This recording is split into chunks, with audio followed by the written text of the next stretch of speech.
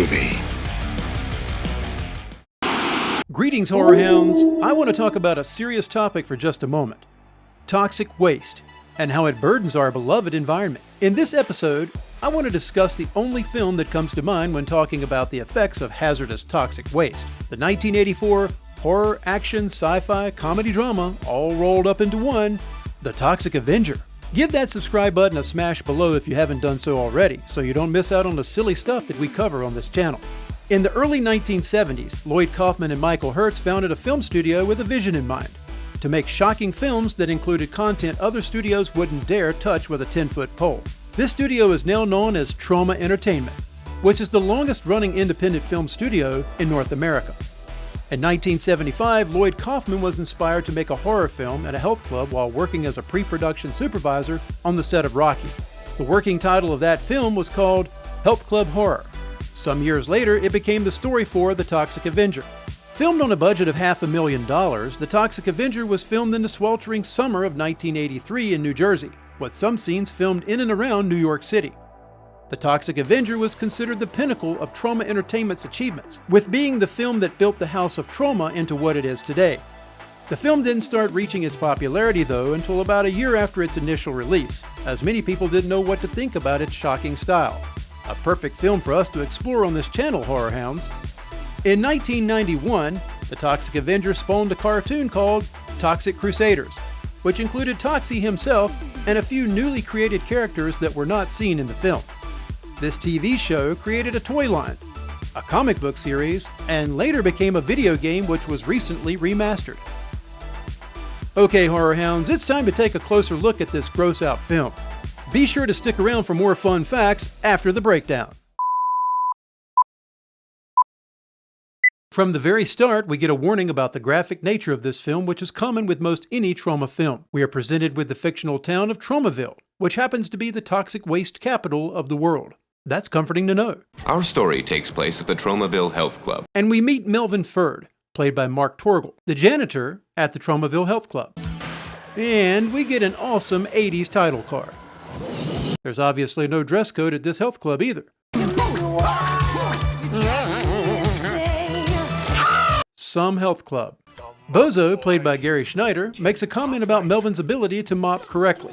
He's always got that shit-eating grin on his face. And picks on Melvin.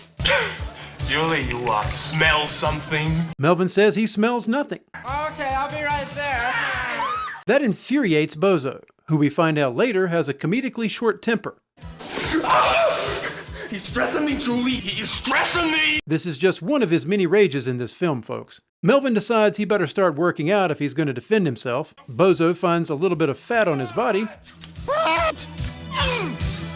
Wanda, played by Jennifer Baptist, heads back to Slug's locker for a drink and points out an article hanging in Slug's locker. Can I come again next time you and Bozo go driving?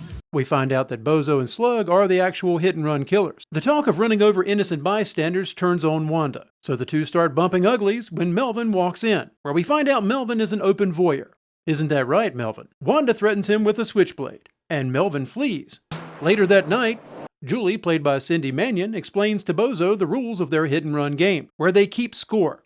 Kids under 12, they're worth double points. A boy takes his bike for a spin at night. Bozo and company find that same boy on a bike, and this happens.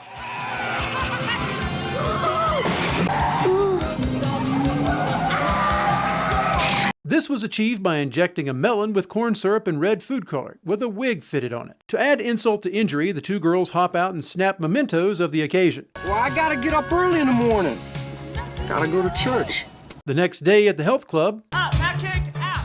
this woman doesn't even try. Out, now arms up. Melvin's hard at work. Bozo plays an overly aggressive game of racquetball, where Melvin breaks his concentration. Julie hatches a plan to get Melvin to come to the girls' locker room. Melvin loves this idea. Meanwhile, a truckload of completely unsecured toxic waste rolls into town. At least try to put some sort of lid on it or something. And stops right in front of the health club. Back at the girls' locker room, Julie puts the moves on Melvin. She explains to Melvin she wants him to wear something pink because that turns her on. So she gives him a tutu to wear. Clearly, he's not thrilled about it. Melvin gets dressed and looks for Julie in a dark room. Well, that's not Julie. Melvin finds out it was a prank. The sheep seen here was actually infested with lice during the shooting. Mark Torgel didn't find this out until after the scene was shot. Melvin was mortified by the prank, so much so that he jumps right out of a window into open barrels of toxic waste that were parked right outside. Odd, right? Not in Tromaville. He's faking it, Julie. He's faking it. No wonder he's called Bozo. The authorities arrive to help Melvin. You can see here Mark's reaction to the fire on his arm was real. This wasn't planned. Melvin now burst into flames. Back over at his mom's house, she checks on him, where he's clearly in bad shape. The special effects makeup in this scene stuck to Mark's skin, where he was taken to a local YMCA to soak under the showers until it peeled off. This segment was brought to you by Rogaine. It's too late for him, but not for you. Melvin starts to change. He must have finally reached puberty. Melvin leaves home. Let's see here. No pissing on Tuesday, Thursday, or Saturday. Next, we meet a gang counting money in an alley.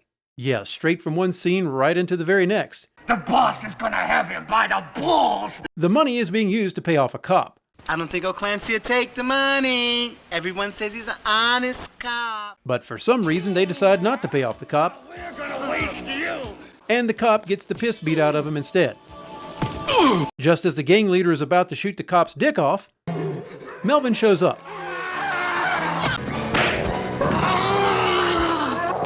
And beats the hell out of the gang. Ouch! Melvin helps the cop. Don't worry, I won't hurt you. Later, the press interviews that same cop that was saved, where Melvin becomes a hero. Back at the mayor's office, Chief, what do you got? the chief explains the situation back at Shinbone Alley and how gruesome it was. Have you ever met my mother-in-law? Now that's gruesome. Turns out the mayor is corrupt and taking bribe money from gangs in brown paper bags. Back at the health club, I wonder why they couldn't have just centered up this shot right here. Wanda heads into the sauna, where she uses a Sunny Delight bottle to water down the stones. Remember this drink from the 1980s, folks? I think you can still buy it. And gets pranked by her boyfriend Slug. Melvin heads back home. His mom is freaked out by his appearance. This upsets Melvin, so he takes refuge in a toxic waste dump nearby. A girl dances. Tom, is he dead? And we see a sign that was a complete and utter waste of time. Over at a local Mexican restaurant, that was the actual name of this restaurant too, by the way. Today it's a Popeye's Fried Chicken in Rutherford, New Jersey. We see samurai swords. Maybe it's a Japanese-Mexican restaurant? Mexicanese? I hope he washes his damn hands after doing that. Nope, he didn't. The place gets held up. Patrick Kilpatrick, the actor seen here, quit the set after filming this scene in protest of being made to point a shotgun at an actual child. You like video games, teeny boppers? Your mom give you quarters for video games? We'll cough him up. One of the patrons tries to get Leroy to put down the shotgun. No thanks. It was self-defense. Not quite. Frank, the gang leader, finds a blind patron. I think this bitch is blind. Yes, sure. Leroy shoots the blind patron's dog. First a shotgun pointed at a baby, now this. This film is brutal. Melvin shows up. Melvin beats up Frank and rips off his arm. Larry Sultan, who played Frank, only had one arm in real life. This was actually a prosthetic he wore. Then knocks him out with it. Melvin beats up Leroy. Did he just say wowie? The other gang member breaks out with nunchucks. We see Melvin kick the nunchucks twice. We find out what those damn samurai swords were actually for. Melvin grabs Samurai Guy and flings his ass into the kitchen, where that guy naps in a bed of tortilla chips. Leroy shows back up and tries to stop Melvin, but fails, and gets turned into a milkshake instead. Samurai Guy gets his hands cooked. Wait, wasn't his hands in the fryer? Throws Frank in the oven. Melvin comforts the blind woman, named Sarah, and leads her out of there and back to her house. Don't trip over the step, Melvin. What? She shows Melvin around. The cops show up at the Mexican restaurant. We see what happened to Samurai Guy's hands, Leroy's face, and Frank. All the while, the cops are chowing down on tacos. Back at Sarah's place, Oops. Sorry. Melvin makes front page again. A crazy doctor explains the Melvin's motive. Commands him to destroy evil. Back at the health club, drugs are in high demand. The mayor grabs a snack. This sandwich, by the way, was actually consumed by the crew after shooting this scene. Melvin returns to the club and grabs the guy who was selling drugs and does this.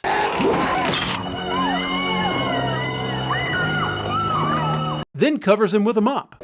Mops. There must be some sort of political statement. Back at the sauna, we see Wanda again with the Sunny D bottle. Melvin shows up. But what the hell is up with the water in this pool? We see Melvin's face for the first time since his transformation. Let this be a lesson to you. And we get another ridiculous fight scene in Shinbone Alley. Melvin is really becoming helpful to the citizens of Tromaville, where he is gaining popularity by sending criminals straight to jail. This concerns the corrupt mayor, though. We're gonna kill him. Melvin dodges bullets, protects his girlfriend Sarah. What's up, guys? Sarah decides to visit Melvin's pad, where they make a life for themselves. Oh. Back at the Tromaville Health Club, Melvin grabs Julie. I'm gonna teach you a lesson you'll never forget. Because we all forgot about her ass and how she pranked Melvin from earlier in the film. Julie escapes. Melvin goes after her. Sorry, madam. She hides in the basement of the health club, but Melvin finds her.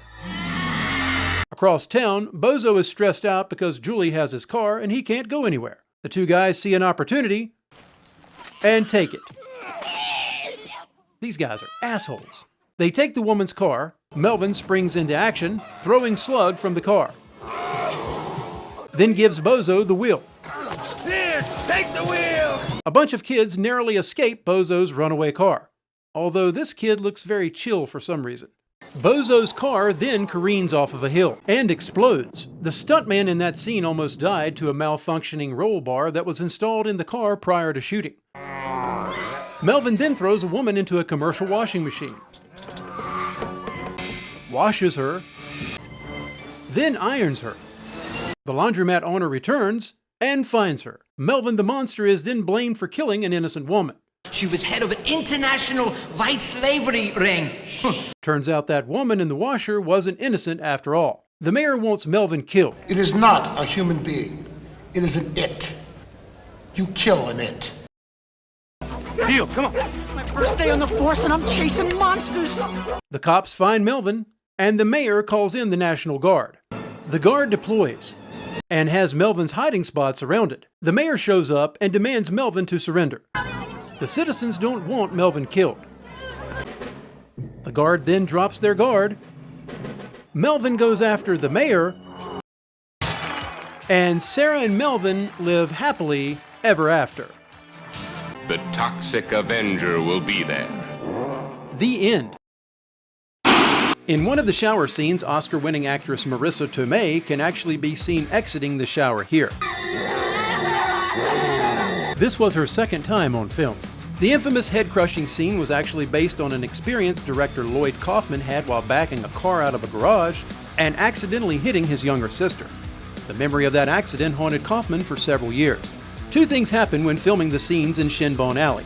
An actual homeless man stole a prop gun from a production trailer, which he used to threaten the crew with, while another homeless man walked up to Mitch Cohen, the guy playing Toxie, and offered him a drink sympathetically, as he thought Mitch was an actual homeless burn victim. Vincent D'Onofrio was set to play Bozo originally.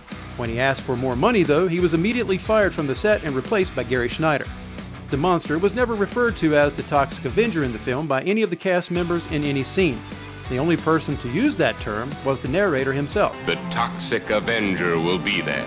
Jennifer Baptist, who played Wanda, and Robert Pritchard, who played Slug, seen here, actually fell in love on the set of this film and got married, only to be divorced sometime later. The scene where the guide dog gets shot in the Mexican restaurant actually received the most complaints by Troma, as it was considered the most disturbing scene in the film and seemed way too real. Pat Ryan, who played the mayor, says this line in the film. I'm too young to die. Please don't hurt me. Sadly, and ironically enough, Ryan passed away just 7 years later at age 44 from a heart attack. Troma films are not for everyone, folks. I applaud the works of Kaufman and Hertz and think what they envisioned was a successful adventure into the cinematic world. We need more like-minded people in Hollywood who aren't afraid to take the next step in fighting censorship and their rights as filmmakers. The effects in this film were exceptional for 1984 standards. Yes, the lines were cheesy, so was the acting, and the sound was horrible in places too. But I'm still giving this film 4 skulls. I didn't cover each scene in this film as there were too many funny moments to mention. If you haven't seen this film all the way through, uncut, and you're a true horror hound, do yourself a favor and get this on Blu-ray. It is, and always will be, a one-of-a-kind classic.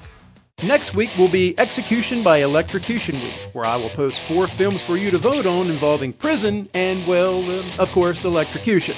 I think it will be shocking. So don't forget to keep your eyes peeled for the poll and get your votes in, Horror Hounds, on the channel's community page. Thanks for tuning in, Horror Hounds. Until next time. Ain't gonna find no monster out here. All we're gonna find is a bunch of mosquitoes biting my fucking asshole.